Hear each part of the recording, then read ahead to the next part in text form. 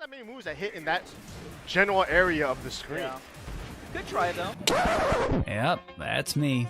You're probably wondering how I ended up in this situation. Hey guys, Tyler2K here. First things first, most of this footage is actually from Season 3, but this bug still exists in Season 4. Now to start off with, we'll be focusing on 3 moves. Paul Standing 3, Paul Power Crush, and Dragunov Back 2. Putting the 3 together, the interaction unsurprisingly looks like this.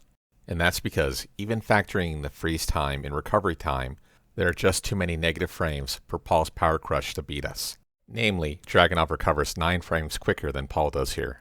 You can do a lot with those 9 frames. You can hold down back or down forward to crouch, you can duck jab, but the one thing you can't do is hold down to dodge incoming highs.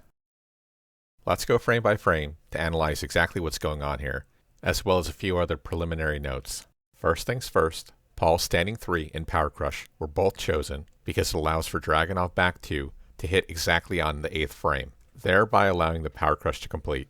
Had we chose a move that was -8, Back 2 would stuff the Power Crush out completely. Here we see Paul get affected by the 15 frames of freeze, and for all intents and purposes, Dragunov effectively whiffs as Paul goes through his attack motion. By frame 38, Dragunov is free to do any action he wishes, but 8 frames from now, Paul's Power Crush will hit. Now what's important to note here is that Dragunov is clearly in a ducking animation, and remains in that same ducking animation as he gets punched right in the face. So, exactly what's going on here? I went to Discord with my findings. Coolidge Jin loaded up Tekken and took a look at the exact scenario I just presented. Unsurprisingly, the game doesn't properly interpret this crouching state. If you hold down back, the game considers you crouch back and allows you to duck under highs, whereas if you just hold down, the game considers you standing forward and therefore not only not ducking, but also not guarding. This information got me thinking. There are quite a few attacks in the game that leave your character in full crouch, but don't explicitly high crush either. So let's talk the most extreme example, Josie Down 2. Josie Down 2 is a mid-counter hit launcher, but its impact frames and recovery frames are so slow that it can be very rarely used against high Power Crush options.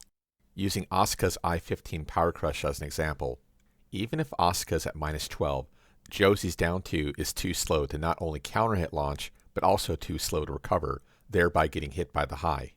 And that's ultimately the problem with these attacks. None of these characters high crush until the very first frame of recovery, despite from an animation perspective that these attacks are in a crouching state on the very first frame of impact.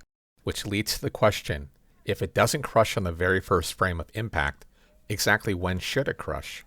And what better way to demonstrate this than with a little experiment? I'm going to take the Josie footage that you just watched, jumble it up, and take a sample of the animation once every 3 frames.